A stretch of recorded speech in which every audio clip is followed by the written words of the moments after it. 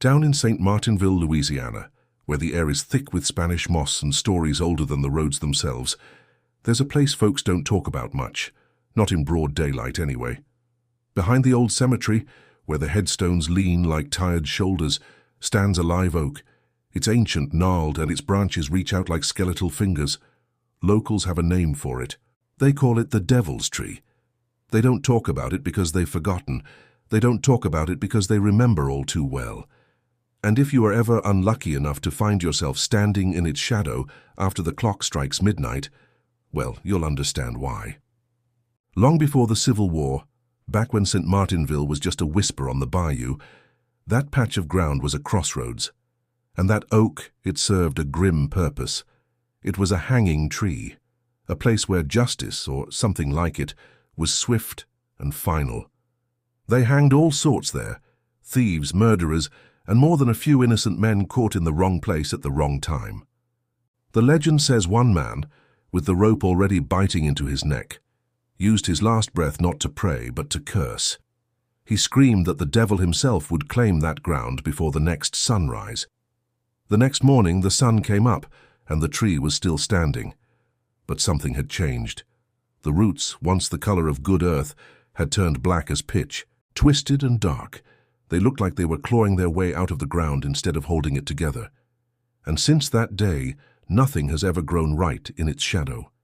Even now, on those still, humid nights when the air is so heavy you can feel it on your skin, the tree has a life of its own. People who live nearby swear it hums, a low, mournful sound like wind blowing across the mouth of an empty bottle. Some have seen strange lights, like little red embers, flickering deep within the tangled branches, dancing in the dark when there's no wind to move them.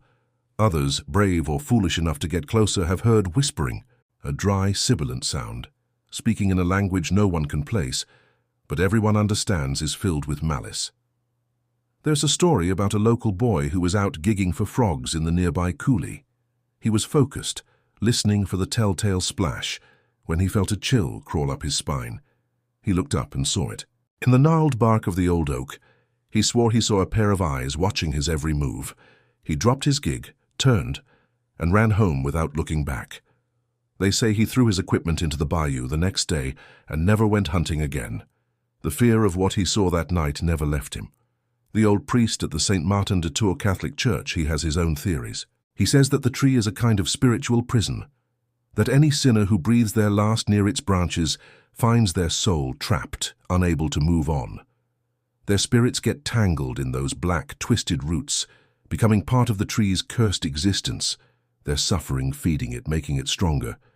And if you look closely at the massive trunk, you'll find the proof. There's a mark, carved or burned deep into the wood. It's the unmistakable shape of a man's handprint, blackened and permanent. The stories say that anyone foolish enough to place their own hand upon that mark will wake up the next morning with the very same print seared onto their chest, a phantom burn that doesn't hurt the skin but chills the soul. And with it come the dreams, vivid, terrifying nightmares they can never fully remember but can never quite shake off. Perhaps the most chilling tale happened back in October of '72, Halloween night. A group of teenagers, full of that reckless confidence that only youth can provide, dared each other to camp out under the tree. They thought the stories were just old folks' tales meant to scare children. They built a bonfire, its flames casting long, dancing shadows, and they sat around telling their own ghost stories, each one trying to outdo the last. As the night wore on, the wind, which had been rustling the moss, suddenly died. The world went dead still. Then they heard it. A sound that didn't belong. The slow, heavy scrape and clank of dragging chains, coming from the deep darkness right behind the tree. Panic set in. They scattered, but only one of them made it back to town, his eyes wide as moons, babbling about shadows that moved on their own. The sheriff organized a search party the next day. They found the kids' footprints, a chaotic mess leading away from the smoldering campfire.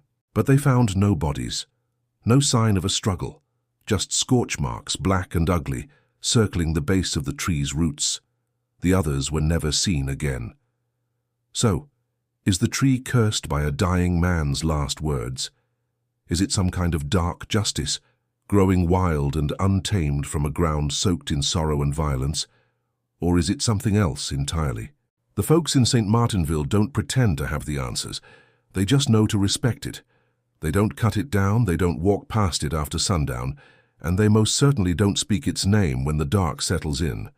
So, if you ever find yourself driving down an old Louisiana road, and you see the flicker of a strange red light through the Spanish moss up ahead, take my advice, Cher. Turn the car around. Don't stop. Don't get curious, because the devil's already home, and he doesn't take kindly to visitors. Thanks for watching. If you enjoy stories from the dark corners of folklore, be sure to like this video and subscribe for more tales from the bayou. Stay safe out there.